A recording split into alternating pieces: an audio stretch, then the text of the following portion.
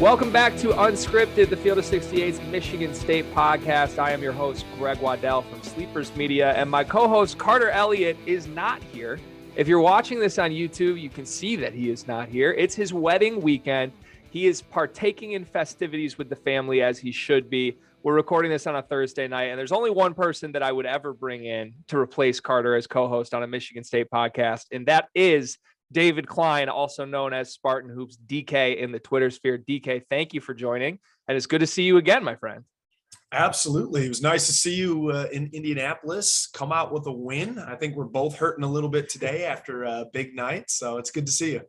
Absolutely. It was a very good night, and I think Spartan fans, even the diehard ones, I think would say that they're a little bit surprised with how successful the Spartans were last night. You have gone back and watched film. You have been cutting some stuff, doing the in-depth analysis that you always do over at Spartan Hoops. And I'm curious, before we get into some player-specific stuff, you and I both mentioned last night with a couple of beers in us in Hinkle Fieldhouse that our biggest takeaway was just that this Butler team is really, really bad. Upon a little bit of a rewatch, do you still feel as strongly about that?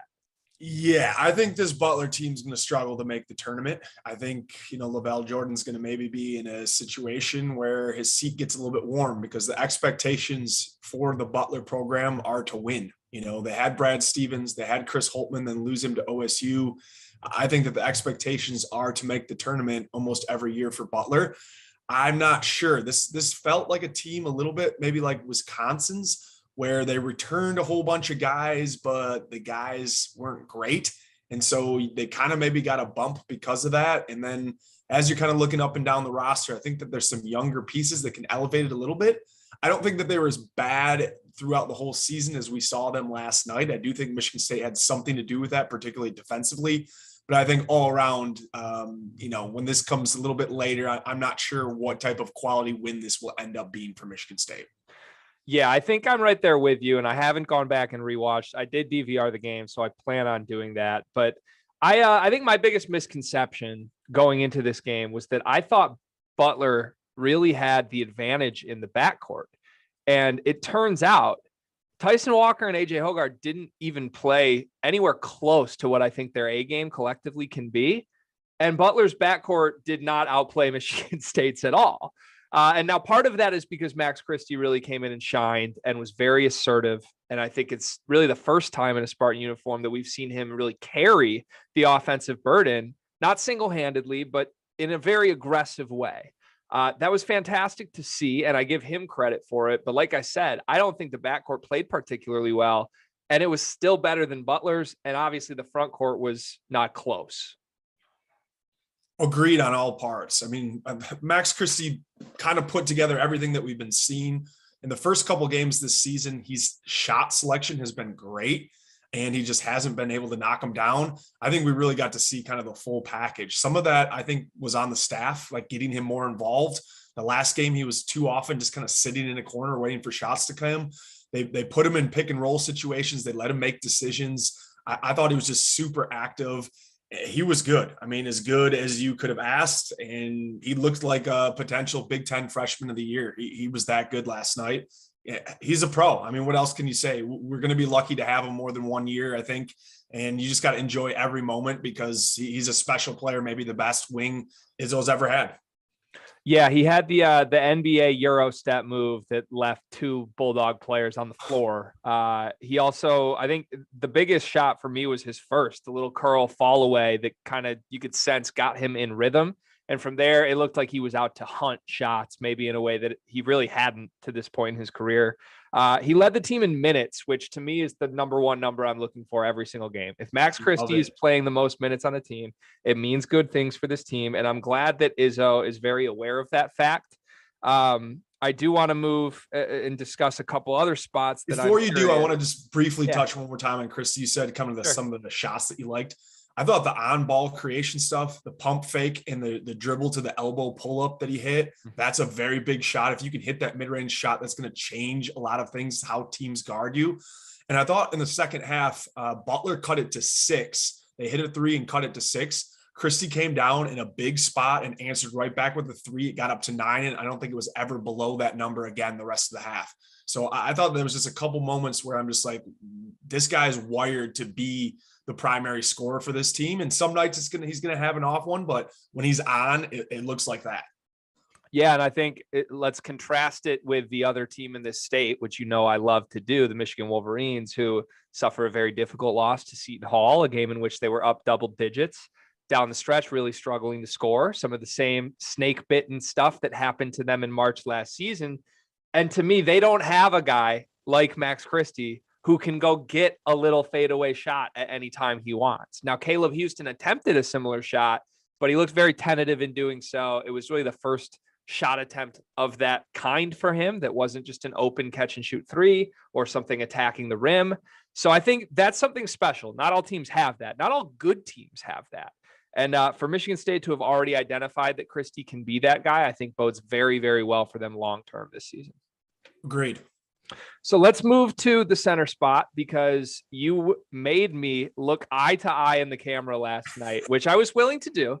But anyone who listens to this knows I've been a vocal critic of Marcus Bingham's. I have said for a very long time, Michigan State doesn't have a center, because even Marcus Bingham's best is not high quality center play in the Big Ten.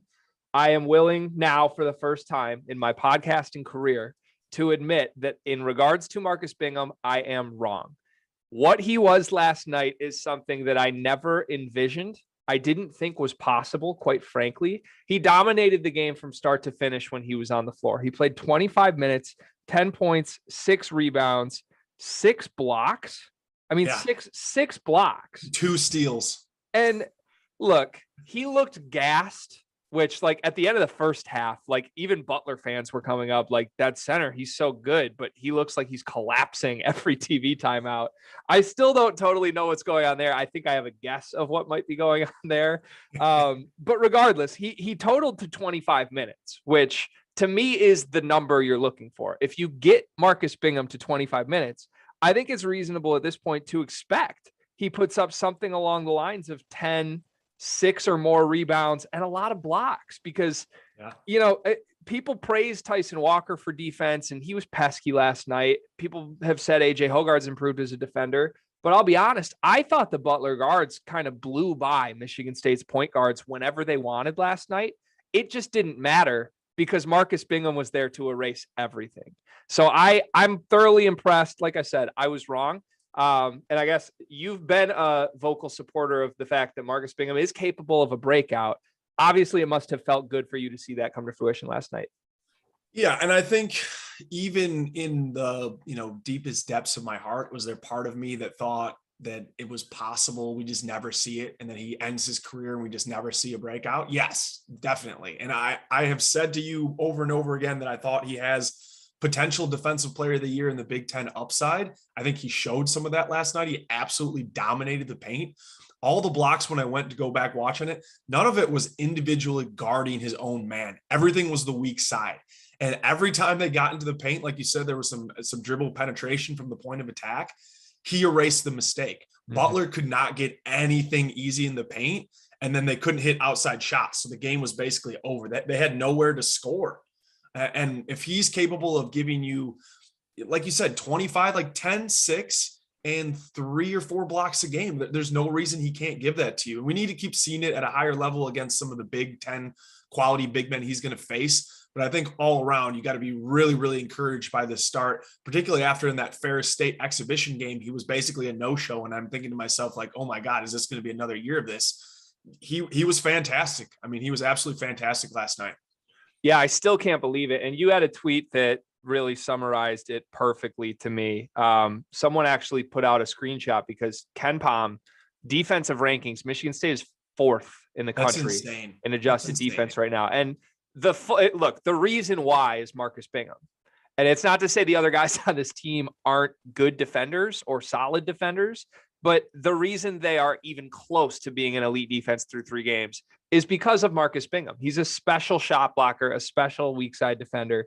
And that was on full display last night. And truly, I think it was the most impactful thing. Christie scoring was one thing, and it may be more meaningful to the team long-term. But man, Marcus Bingham being a dude last night won them that game as far as I'm concerned. I think that maybe even more so than the defensive end, he's starting to be a low post scoring threat. And that's not something that maybe I ever really saw happening. He went 0 for 3 that first game, jacking shots. He hasn't taken a 3 since. Everything's been inside the paint. And you talked about it. Like he shot like what, 40%, for most of his career, under 40% from 2. And now here he is. I'd have to go back and look, but I think last time I looked, he was in the 70th percentile from 2 field goals because he's just everything's a dunk or he's right at the rim and he's showcasing a little baby hook. He showcased, a couple post moves. It's just really, really encouraging that he's a guy that can go out and get you 10 and 6 every night. Like I wasn't sure what we were going to get out of the center spot this year. I was optimistic, but he's far exceeded my early expectations for that position. Yeah, he certainly got more in his bag as a low post scorer than expected. But even if he is just a catch and dunk guy, I mean, that's competent center play. And that's something you can win with in this league, especially if he's going to defend like that. He is. I'm glad you mentioned his percentages because for his career up till this point, his field goal percentage has always been in the 40s. He's at 58% from the floor this season right now, which, I mean, that's what you're looking for out of a center. Whether or not they're taking 10 shots a game or 2 shots a game, you need someone who's going to catch and finish. And right now, Marcus Bingham is doing that. So I give him a ton of credit. Let's move down the front court to the 4 spot, because if there is something to have a sour taste in your mouth about right now, it's the power forward position, which I know you and I have spoken at length about, was maybe the position we felt the best about coming into this season. So what the heck is wrong with Joey Hauser and Malik Hall right now? I think for Joey Hauser, it's all between the ears. I really do. I heard that Izzo said that he had some like calf strain, so maybe that possibly affected it. But he's the beneficiary from a lot of Tyson Walker pick and pop actions of open shots. Like every 3 that he took last night was wide open. There wasn't a guy within 3 or 4 feet. You got to hit those. He's on the floor to make shots. And when he's a walking turnover like that, we know he's a defensive liability. Like he's borderline unplayable. He was borderline unplayable last night. It was really, really hard to watch. I think that you're just going to have to live with some of it. And I don't know what to say because it's kind of now or never. Like he just needs to be better. He needs to hit the shots that he gets. And he needs to stop dribbling the ball like 100 times. It drives me crazy. 2 dribbles. If you can't get to the rim or make your move, it needs to be a kick out because every time he puts it on the deck, it's a turnover and I don't know. That's really frustrating. I can see just the general fan base starting to get a little bit annoyed with him. Hall to me played okay. He banked in the 3, so he had the numbers were a little bit better, but he hit that, corner 3 from Walker off it was like a pick and roll action and he kind of slid over and hit that. That's a shot he's got to hit at least like 34% at. If he can hit that shot from deep, I think it keeps him honest. And I think he becomes a lot more playable because defensively, you always know what you're going to get out of him, particularly, physical presence as well as rebounding. So I'm a little bit worried about that spot, like we said, but I feel okay with Hall. I would maybe like to see like occasionally Brown slide down to the power forward spot. You just move your wings instead of playing the 2 and the 3 to the 3 and the 4, and you put another guard on there. You let Tyson play next to either Akins or Hogard. I would like to see that because if the power forward spot continues to struggle, you have to get creative at that spot, in my opinion.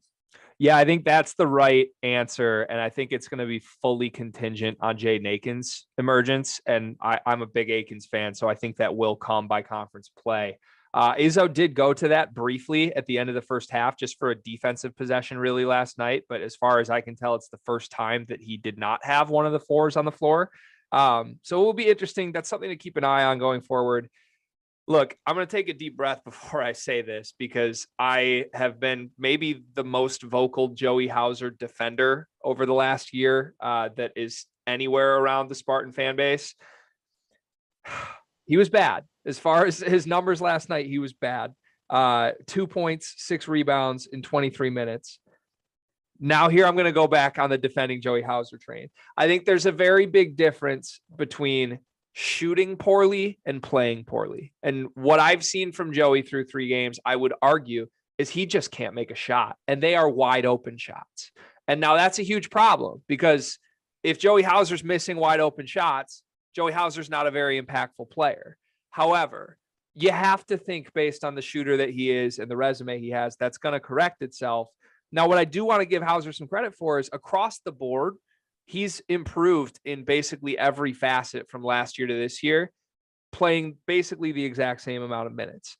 He is up from 5.6 rebounds to 8.3 rebounds this year. He's up from 1.4 assists to 2.3 assists. His turnovers are slightly down. He's up from half a steal to a full steal a game. His blocks are up.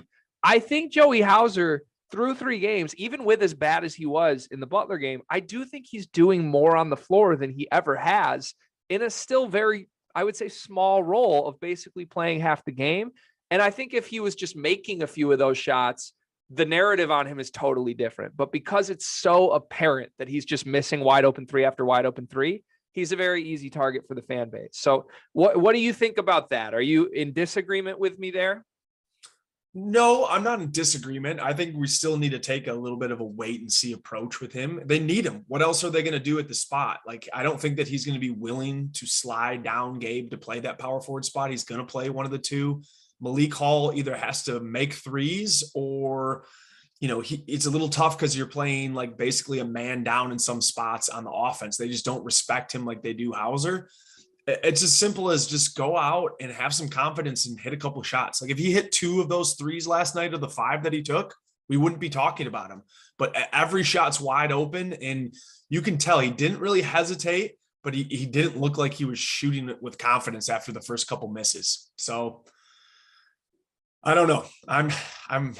I'm trying to be patient with him, but I'm pretty close to just ready to pack him up and send him out, to be honest with you. I mean, the thing is, we have been patient. I think the Spartan fan base in general has been patient with Joey Hauser, and it's obviously at the point of you go left or you go right here.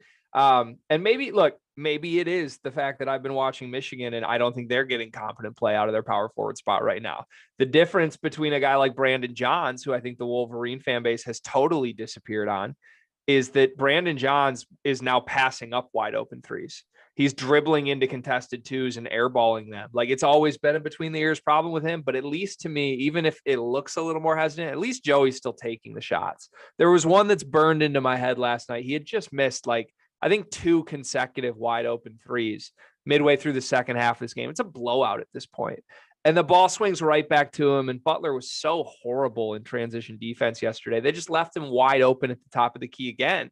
And I 100% thought he was going to pass it up. He just missed 2 in about a minute before then. He was 0 for 5 on the game at that point.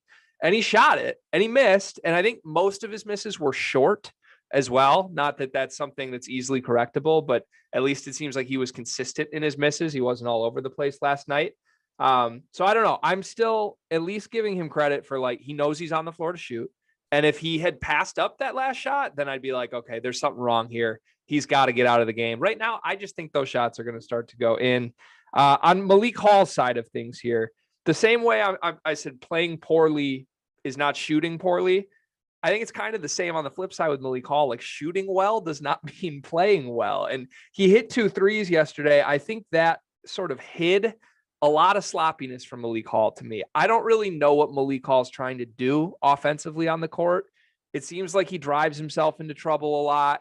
He's not necessarily a great floor spacer. I don't know that he has much of an offensive game unless he is hitting those threes. And credit to him, he banked one in. He made the corner one. It was much better than Joey Hauser did offensively. And obviously he's a totally different player defensively, but he's confusing me right now. There's also, I've seen 3 separate people text me on the side a screenshot of Malik Hall favoriting people's tweets about him last night. I don't know if you've become aware of this or not. Malik Hall is very active online and basically liking tweets of anyone who is saying anything negative about Malik Hall.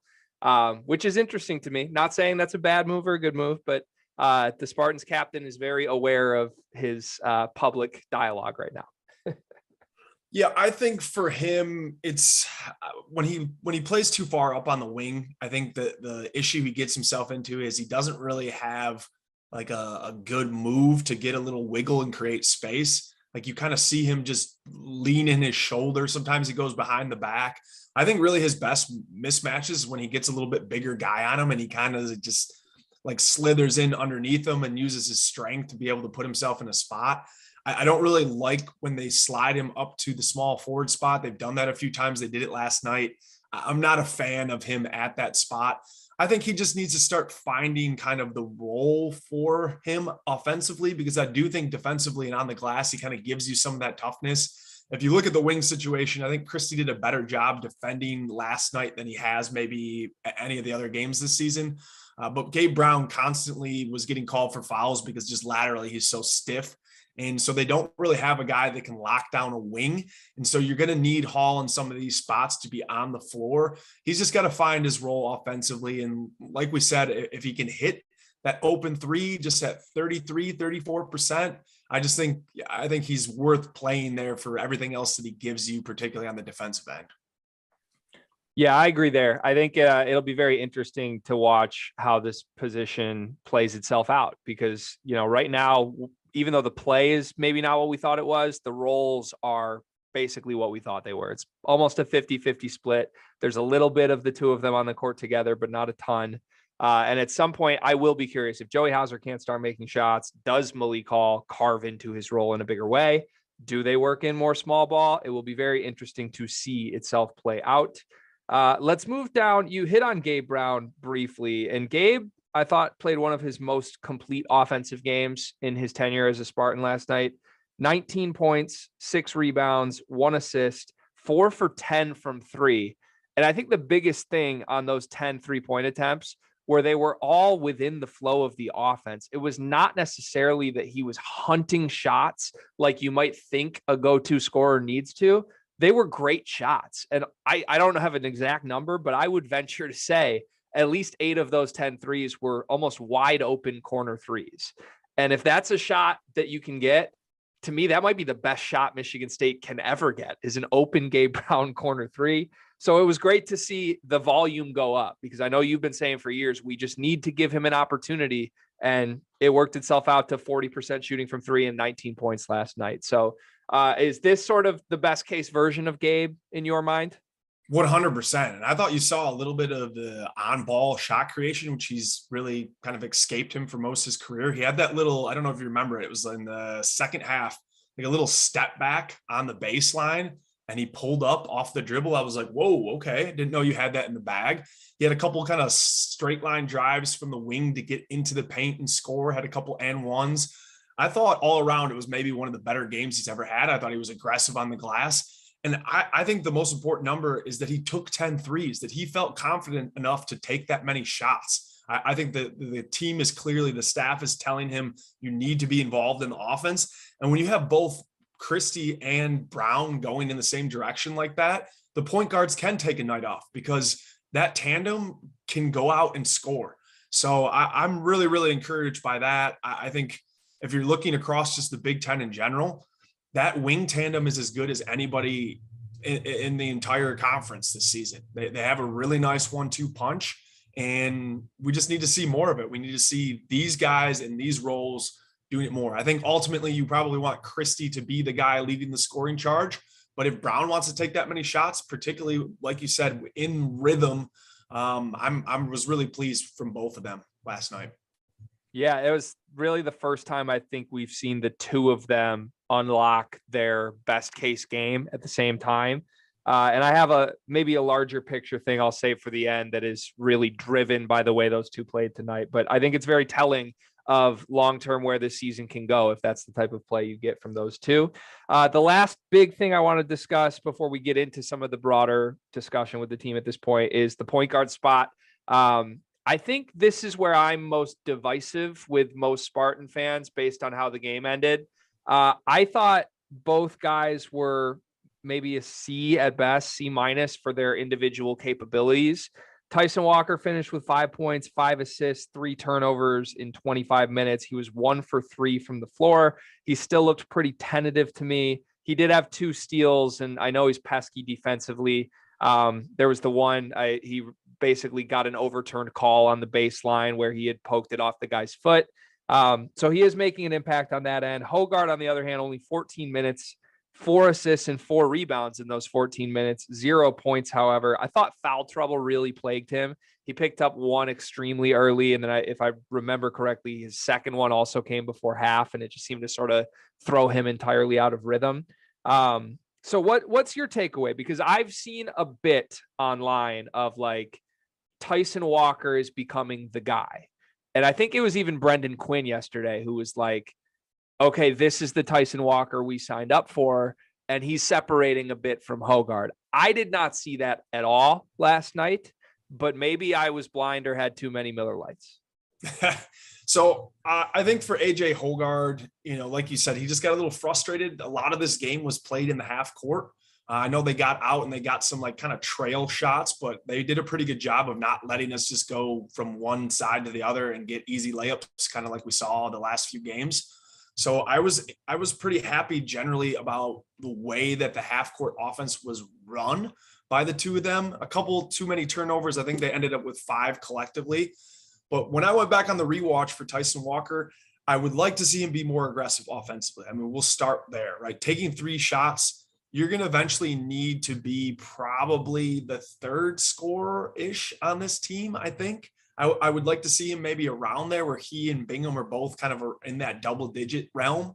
So for me, he's got to start taking some more shots. But from what I saw, like making good decisions in the pick and roll, and they did some of that role replacement stuff that we've seen a few games. I thought that he made the right pass. He probably could have ended up with another 2 or 3 assists if some guys hit some shots. He actually fed Gabe Brown.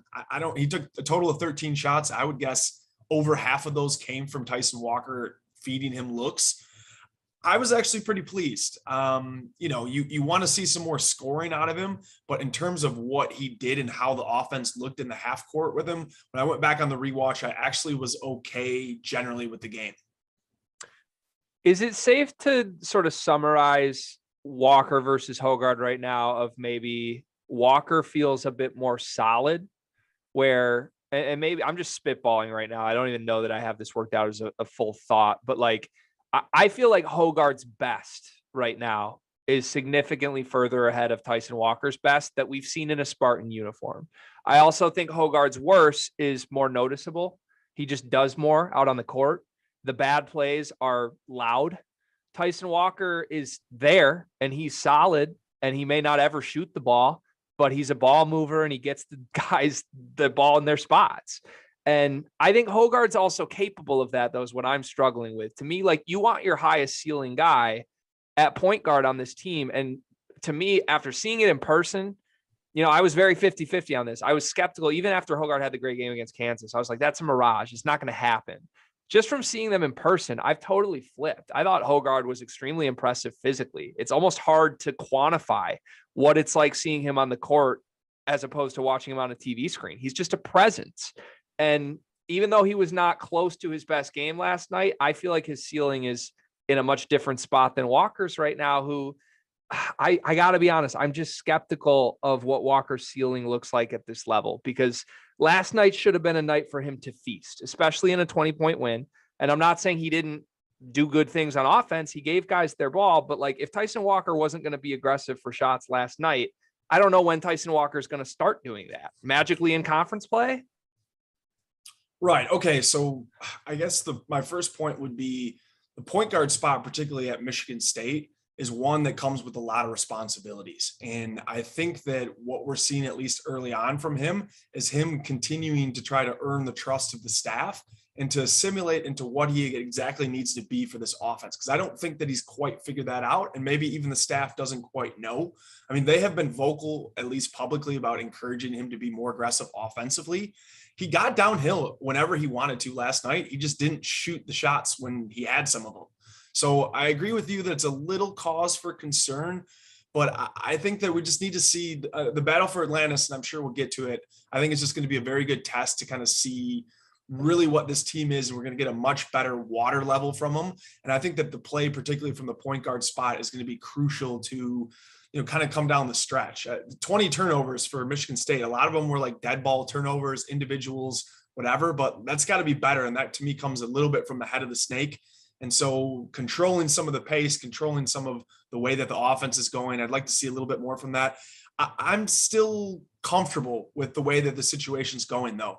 I don't know if there's a clear-cut, great 30-minute per night guy, but I think that if you kind of have a 25-15, a 20-20, like I think that you're getting enough out of each of those guys that if the wings play like they do tonight and Marcus Bingham defends like he has been, it's a recipe to win a lot of games this season. Yeah, you're right. And you're alluding to what my broader takeaway is that I'll get to in just a moment. I do just want to combine their stat lines from last night quickly, though. 39 minutes between the 2 point guards, 5 points, 5 turnovers, 9 assists still, and then collectively 1 for 6 from the floor. So I think, if that's the worst case scenario, which honestly for me, I think that's close to the worst case scenario for those two guys, you're still getting 9 assists, almost a 2-to-1 assist to turnover ratio. I just don't know that there's any sort of offensive go-to scoring ceiling for these two, which at some point is going to come back and bite this team. I still think they can be successful, but almost like we've had the dialogue about Michigan, like can Devontae Jones and Eli Brooks make shots in the clutch? Probably not, even if they're both 12 points a game guys. Like that's going to struggle. To me, even if Hogard and Walker are the best versions of themselves, those aren't guys you want to need to go get a bucket. And that puts a lot of pressure on a guy like Max Christie to me, who could do that. But it'll be interesting to watch play out because even if they're better to me, I'm just looking for one of these guys to do what Hogard did against Kansas. And maybe they're both capable of that. Maybe Hogard is like, he just needs to get downhill and transition. But I really want to see one of these two figure out a way to score for themselves in the half court setting. And I don't know that that's coming based on what I've seen. What do you think ideally Michigan State needs for point production between the two of them? Like what to you is like kind of where you'd like to see at least a bottom level, like every night that point guard spot is scoring what points for you? Yeah. So I think it depends on, I guess I would say it depends on what level ceiling you think is reasonable for this Michigan State team. And here's my big takeaway I've been teasing. I think last night proved that even without that sort of play from your point guard spot, this Michigan State team is a lock tournament team and a team that should honestly be able to at least get to the round of 32, if not the second weekend, if you get what you got from the wings and the center spot that you had last night. Like now we've seen it, right? That to me last night was probably the 4th best team in the Big Ten with that exact production where you've got Brown taking 10 threes, Christie leading the team in minutes and scoring. They're both playing 30 plus minutes and Bingham gets 25. And like, regardless of if he puts the numbers up he did last night, if that happens minutes wise and shots wise, this team to me is the 4th best team in the Big Ten. And now we know that. I mean, that's a little bit of, throwing that out there, but like if they can go into Hinkle and beat Butler by 20 or whatever it was with that sort of production, to me, that's very telling because Butler's a team a lot of people predicted to at least be a bubble team. Now, if you want to go any further than that, I think you need to have some sort of scoring from the point guard spot. And if Tyson Walker can get there, because the funniest part to me about all this is all preseason, the entire dialogue was you need to have the point guard be that guy. It's going to unlock everything. And we all believe Tyson Walker could be it. And I guess the same way the rest of the fan base is losing patience with Hauser, even though it's only 3 games, I'm just kind of like, I don't see it with this Walker guy. And maybe it's because my expectations were so high. But I think, say Walker did become a 11 points a game guy with the same type of distribution he's doing right now, then all of a sudden I think you can talk about like an Elite 8 Final 4 type run. If you're also getting what we got last night from everybody else, but we're a long ways away from that. So if they got like 15 points per game out of that spot and you get like 10 assists roughly to, let's say, ideally it'd be like 4 turnovers. So 15, 10, and 4. Would you feel like that is a pretty good, comfortable level for that if you're getting the type of production? Obviously, every night, Christie and Brown aren't going to give you, what did they have collectively? They had 38, 37? Yeah. 37. Yeah. So objectively, yes. If those are the numbers you're getting from the point guard spot, I would call that a success. However, I think the flip on this is me personally, I think point guard's a spot you want to see one guy emerge. You want to see one guy demand 25 to 30 minutes because he's capable of scoring 10 a game by himself and doing what else the two guys collectively right now can do. Because they're very similar. They're both good passers. They're both pretty good in transition. I honestly think they're both solid defensively. I heard a lot of like, oh, Walker was clearly better than Hogard defensively last night. I'd be curious to get your take on that from a rewatch because I didn't really feel that way. I thought they both got beat off the dribble a good amount last night. But I think, it's kind of like center to me. Like you said, even through the first two games, like Bingham's playing 17 minutes a game, Marble's playing 12, and Sissoko's doing the rest. But when you add their numbers up, it's great. Well, last night Bingham emerged, and that's different. Even though I bet you add up the numbers, Bingham and Marble, it's probably similar to what they did when they were in a timeshare. But like, it feels a lot better when we can point to Marcus Bingham and say, okay, that's a dude. I'm waiting for that moment to click with point guard because I still want it to be Tyson Walker, but my heart and my eyes after being in Hinkle Fieldhouse last night say it's AJ Hoggard. Yeah, I think that you should go back and rewatch it and maybe just when Tyson's on the floor, watch what he did. And I think the gravity that he creates when he gets inside the 3-point line is different than what AJ Hoggard creates. I think that's probably the biggest takeaway that I had. Like AJ Hoggard, when he gets in the paint, he's going downhill and he's trying to score. Tyson Walker, when he gets in the paint, has a really nice hesitation where he can kind of freeze defenses because he gets there and you're not quite sure. He has the ability to kind of just put it into third gear and all of a sudden he's at the rim. He did that a couple times last night. He just has to be more aggressive offensively. I think that once he gets the comfort level, he's going to be fine because I thought he created a ton of looks for the offense. They didn't hit it, but I think that probably the 5 assists that he ended up with probably should have been closer to like 8 or 9 because he got a bunch of guys open looks. And maybe if that stat line's up a little bit and he just hits like one more shot and we're talking about like 7-8 points and then like 8 assists, then maybe we wouldn't be so worried. So to me, it's more just like 3 shots isn't enough shots for him to take during the course of the game. I want to see him take 8 shots a night, 7 to 8 shots a night every single game. And that's got to be the mindset when he's coming into this for me. You need to be hunting your shot a little bit more. Yeah, that's fair. And I think, I don't know, part of why I'm struggling with the I guess Walker over Hogard thing is like Hogard played 11 less minutes last night. He only had 1 less assist. He had more rebounds. I love that Hogard can rebound and go and just lead the break by himself. So I in 14 minutes, I honestly thought he gave you very close to what Walker did in 25 minutes last night. So I know I'm box score reading and everybody can interpret games totally different, but and a part of this is probably coming from my expectations for Hogard were so low and my expectations for Tyson Walker were so high that the real answer is probably in the middle, but I continue to be underwhelmed with Walker. And like you said, the battle for Atlantis will be a huge telling 3 couple games for him. Let's pivot to battle for Atlantis. So Loyola Chicago, the first game, one that everyone's excited for. I'm personally ecstatic for it. Everybody knows Drew Valentine's a personal family friend type of mine. I know how much he cares about this game. I know that there will be strong emotions at play. I would suspect from both sides. I think Michigan State is going to know this is a pretty meaningful game as well. Going into this tournament, I think preseason, I wouldn't have said I have very high expectations for Michigan State. Try to go 2-1, and I don't really care where those 2 wins come from, would be my saying at the beginning of the season. I think based on what we've seen right now, though, all of a sudden you're talking, can they go 3-0 in this field? I don't think that other than, I believe Baylor's probably the favorite in the field. Other than Baylor, who they wouldn't see until the championship game, I don't know that there's a team playing better than Michigan State right now. So how have your expectations changed for this tournament next week based on what you've seen so far? So I thought that this Butler game was important for the very fact that if they lost this, then you absolutely have to go 2-1 and the battle for Atlantis. You just can't keep racking up all these non-conference losses. You still have Louisville coming into your place. And I know they lost to Furman, but that's going to be a tough game for them. Chicago Loyola is tough. I haven't done a deep dive yet. I'm going to this weekend and just get a little bit better look, but they basically returned everybody but Krutwig. Obviously he was an important piece to that, but they're old. Drew Valentine is hungry.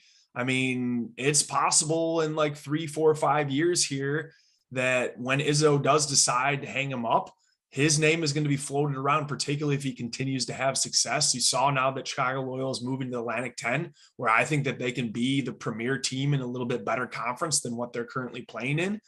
So he's a guy that you want to keep an eye on. I guess maybe like a silver lining if they lose to him is that there's some respect gained from Izzo. And maybe when this comes back around to hire, it's not just Dwayne Stevens for sure getting this job, that you're looking down there and seeing this youth and a guy that's got a little bit different energy to bring to the program. So I think that there is some interesting storylines with that. But for me, I think that still the goal should be obviously to win it. But they need to find a way to win 2 games here, because Auburn is going to be a good kind of dangerous team. They have a top 5 to 6 player on that team. It's Jabari Smith. Is that right? I'm saying his Correct. name right? Yeah. Yeah. And he's like 6'10". He can shoot it. Like, I mean, he's a guy that's kind of like Banchero and to a certain degree Patrick Baldwin, like just bigger type, like guys that you would expect to be on the block, but literally they're playing the point forward spot. So if they see Auburn, they're going to have a tough test there. UConn doesn't quite have the backcourt, but they're physically imposing up front. So that's a game too, where you're going to get into a rock fight with somebody. They're going to have very, very tough games for the first 2 of them. And I think that, you know, they kind of need to win that first one to give themselves an opportunity to put themselves in a little bit better spot. So I'm pretty excited because I think, you know, I was expecting Butler to be a little bit better of a test, and we didn't get to see it. But I do think it's important to go on the road in the type of environment that it could have been if Butler hung around for a little bit, and to have a no doubt win when you turn the ball over 20 times and you beat somebody by 21. Like, just imagine how much more they could have beat them by if they cut that in half. Do you have any long-term concerns with that? That'd be my one question, because this team has turned the ball over a ton. I know it kind of happens at the beginning of every year, and then usually at some point it starts getting cleaned up a little bit. Do you have some concerns from this team, or like, is this just going to be a problem they deal with for the whole season? I feel like I don't have stronger concerns with this team than I would say I do with your typical Michigan State team. Like it was hard to have turnover concerns when Cassius Winston was your point guard, because he was such a savant with the ball. And even when he did turn the ball over, it was like, you trust him and you could see what he was going for. And he probably tried some audacious pass anyway. Like, to me, these turnovers are a little more careless. It's just general preseason sloppiness, I would say. But I think that comes with the pace that Tom Izzo transition offense wants to play. I am with you. There was a moment late in the first half yesterday where you look up at the scoreboard and it's like, Michigan State should be up 20 points right now. And they were up 8 for like a good 8-minute stretch that with the way the game was being called, it felt like a 30-minute stretch. And ultimately it didn't matter because Michigan State came out and threw the first punch in the second half as well. I think against a better team, if that happens, it could come back to bite them. But either way, that's what I'm excited for in this battle for Atlantis field, because it's the best field of any preseason tournament. It's better than Maui this year. I don't even know what the other big tournaments are at this point. It's the best 3-day field there is. And the Loyola game is critical, because whether you win or lose, your next 2 games are going to be about the same caliber they would be if you won. If you do lose, like Auburn versus UConn, Auburn's probably a little better, but either way, that's a losable game and it's just a tough out regardless. So say you lose to Loyola, it's not like you get a cupcake to immediately bounce back. And then whether you win or lose against Auburn or UConn, you're going to end up with like a Syracuse or an Arizona State if you're on the losing side of the bracket. Like, that's no easy out, especially if you catch the 2-3 zone. So it's dicey. I think if there's one game that matters, it's Loyola, both for the emotional side of it and then also just like you get one in your pocket and then you figure it out from there. I guess not to throw you in prediction mode, because I know you haven't gone too far into that and you're going to break everything down on Spartan Hoops. But if you had to choose a side, do you feel confident State wins that game? Oh, I would like to see a little bit better play out of the point guard spot. But if you give me, you know, even 80% of that wing production that we got, I think that Michigan State, in terms of like the pure talent on paper, has a better team than Chicago Loyola. Are they playing better? I don't know. I know Chicago Loyola's played pretty good. So I think that Michigan State's got to have the first one. I agree with you. So I'm not going to predict that they go out and get it, but I think that the staff is going to be equally as interested in winning that first game for all the reasons that you mentioned on the Chicago Loyola side. This is somewhat of a personal game, and they're going to want to win this game for sure. So you just hope the preparation is good, because you got to take care of the ball against the Chicago Loyola team. You absolutely have to do that this game. So yeah. And what's made Loyola special from the games I've seen this year is their assist rate. I think they lead the country in percentage of field goals that are assisted, and they've played some cupcake teams, so it's been blowout wins. But like, I think their first game, 31 of their 38 field goals came off assists.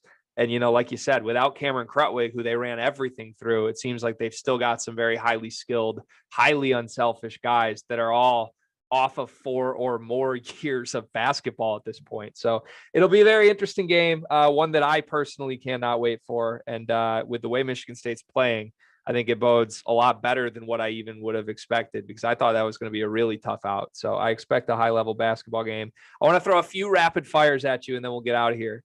You mentioned the wing combo you feel like is possibly the best wing combo in the Big Ten, which I agree with.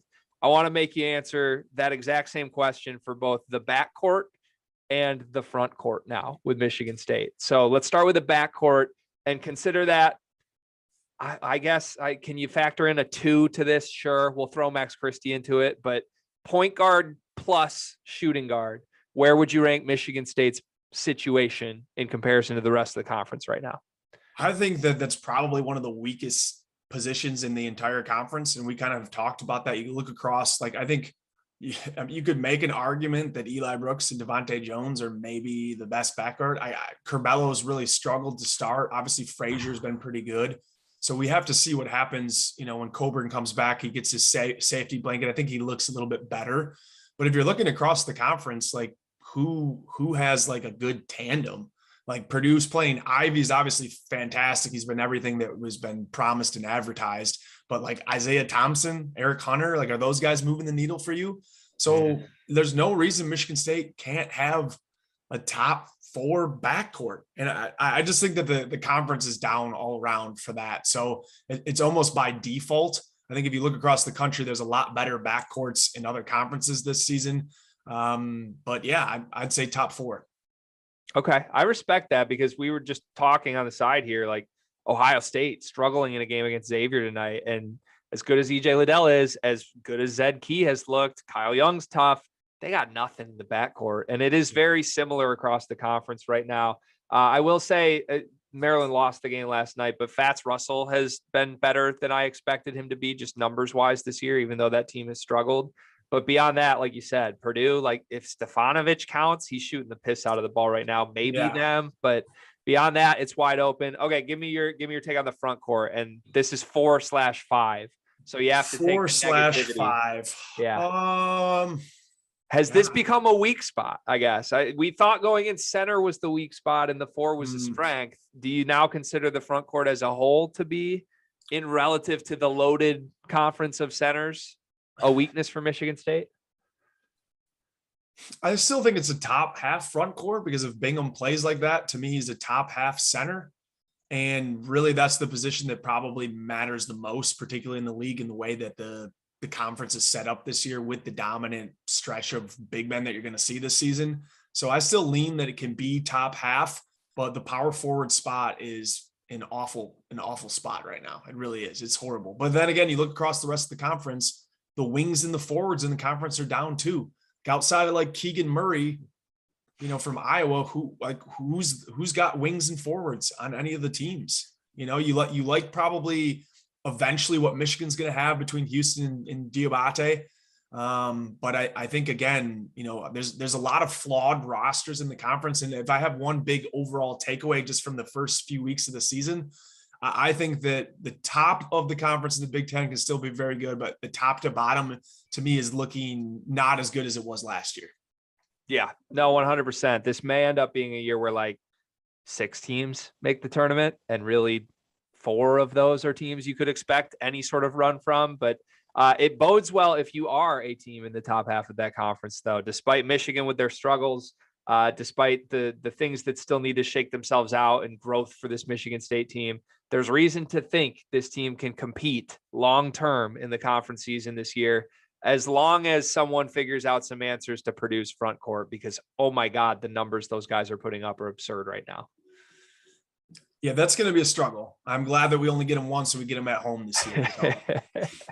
Amen to that. Well, all right, DK, thank you so much for being here for this. Give the quick SpartanHoops.com plug, because anyone listening to this, I'll just say, honestly, needs to be subscribing to SpartanHoops.com. Tell people what they can get over there. Yeah, so we're doing deeper dives. We're doing game previews where we're taking a look at the rosters, the style of play, looking at the individual players. And then post game, I'm doing a bunch of film breakdown. I'm trying to give you something a little bit different, where I'm picking out some of the smaller things. I like kind of focusing occasionally on some of the underclassmen, just picking out things that maybe you would miss on the first watcher when you're watching live. So it's really a one-stop shop for all your Spartan Hoops coverage, and $4 a month. It's not too bad. Not bad at all. You can buy a couple Miller Lights at Hinkle. Well, you could buy half a Miller Light at Hinkle Fieldhouse with that. So better deal at SpartanHoops.com. Always fun, my friend. I'll talk to you soon. All right. Sounds good. Thanks so much for having me.